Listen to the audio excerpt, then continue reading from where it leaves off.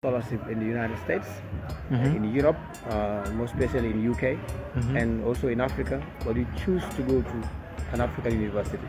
We would want to know why, the reason why you make that choice. Because most people like me and others would have chosen America or Europe. So what made you choose Africa?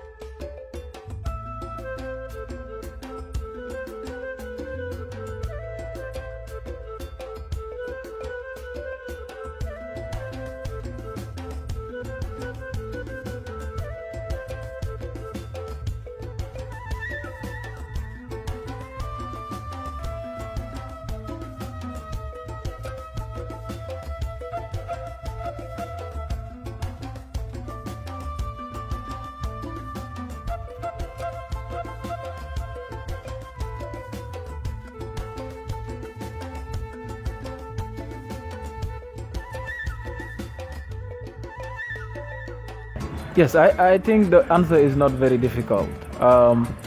In fact, it wasn't from me because the individual who proposed me with the scholarship were the individuals that wrote that on their press release that they gave me options and basically I rejected those offers with a very simple fact. Africa for far too long have been relying on Western world for everything and these things have not been working. When we see some parts of Africa doing extremely well, we need to celebrate them. When we see ideas working in parts of Africa, we need to go and see what is happening. Basically, a master's degree is about research, it's about finding, it's about seeing things that work. And then you look at how you can create an own version for your own society and your community. I believe that Rwanda has success stories. They have a transformation, they have a good economy. Things have been set. And therefore, the Gambia needs a similar thing in order to register the development that we desire. I think Canada is too far to copy from when we have countries within the African societies with similar realities and etc. that the Gambia has a lot to learn from.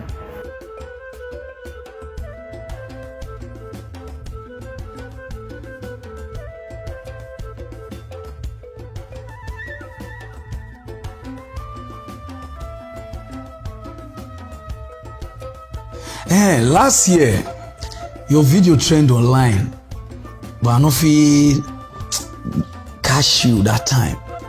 They give you scholarship and you say you are not going. So you don't want to go Canada for school. Why? Well, education is about trust. Education is about the environment. It's about how you can use what you get about knowledge of your own society and how you can change it. I did a BSc in Development Studies from the University of the Gambia, and I at least have an idea as to how it is important for one to acquire knowledge of your environment and how you can promote development from within. So I knew that I have a country that I use as a reference point, which is Rwanda, and I wanted to learn about the Rwandan development model. Just to remind you, Rwanda is one of those countries that was at zero in 1994. 1994, yeah. 1994 because of a genocide. And now they are one of the fastest growing countries in the world.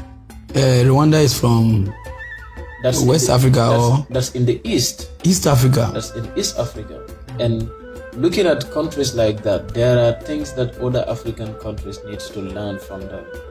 So academic challenges an individual to learn from societies like this and how you can bring in solution to your own environment. And that is why I opt to go and do my master's degree in Rwanda. Wow, so you not like Canada? No. So why you not like them? Not for my education, as I'm just telling you. It's high time that Africans start to strengthen institutions in Africa and believe in that development cannot be imported. I can tell you this, top intellectuals in Africa have studied in the highest universities in the world, but what have they brought forth? So because of that one. So sometimes if you're studying, you need an environment. If I walk down the streets in Africa, I see problems, I see solution to those problems. Yeah. If you are an individual studying agriculture in Canada, then you are given a vast area of land in Nigeria to practice what you've learned in Canada. In most situations, we failed because the environments are not the same. Okay. So that is very key in our trajectory, and it's high time for Africans to believe that there are good places in Africa, there are good institutions in Africa, and there is the need for Africa to value what it has. Wow. Okay, so your papa get money. Are you from a rich family? Because I just put her in pidgin because of my people. So I don't. I would like to answer from when you say whether my dad has money. yeah. Of course, he doesn't. I do not come from a family that has money. I came from a family that has dignity, a family that has values, a family that is African, and a family that has put in me principles. Okay.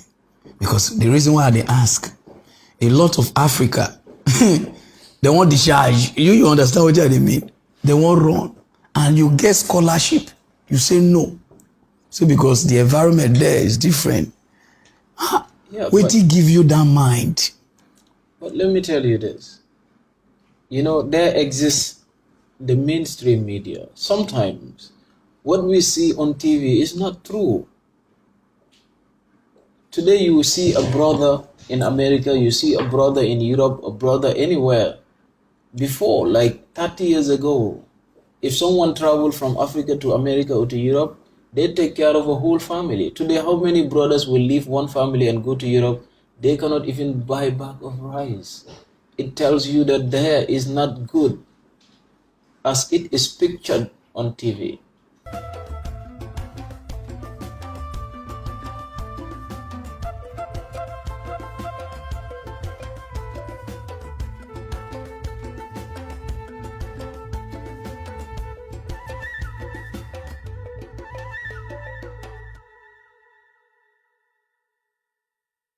And that is the most unique thing that we have as Gambians. Like, we interact with one another, we live with one another. It doesn't matter how big the family is. We share everything, no matter how little it is. And people are content with that.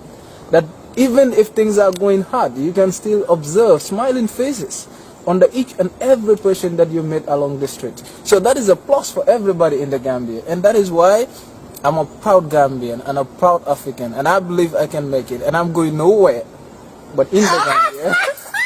Nobody is going to do it for us. That's right. If we are all running away, you know, when are we going to make it? We have to stay in Africa, develop in Africa, and then show to the world that Africa have a better image than the one they portray in the West. I think this is what we all need to do as Africans, and then we promote that as Pan-Africans and also as Gambians. Excellent. I couldn't have said it better myself, actually. You know, I propose that you come and do some shows with me. This brother's got it going on.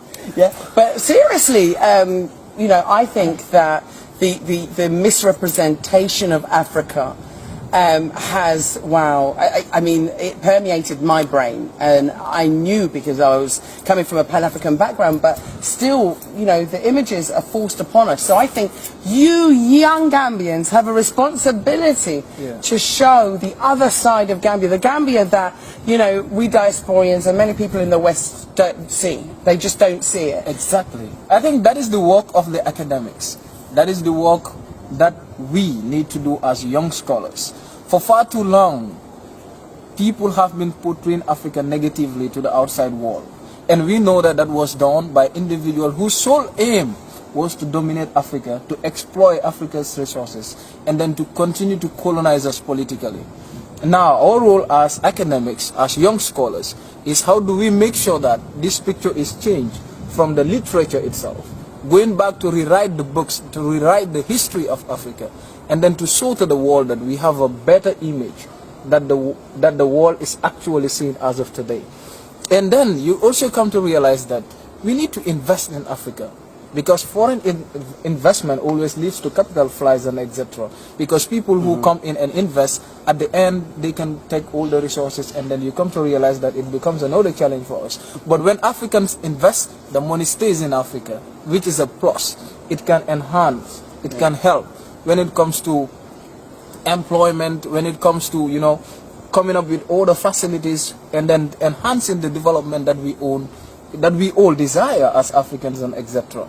I think that is what we need to do as we speak, and that is what we all Africans need to be thinking into that particular line, like trying to see how we can repent that particular picture shown by the outsiders about Africa, because they, in fact, let me tell you, there was this quotation that I read. It was actually done by a British parliamentarian, Lord Macaulay, in 1835. He speaks about Africa, and then he said, in order for the West to dominate Africa, they need to overthrow our very backbone, and that is our education system.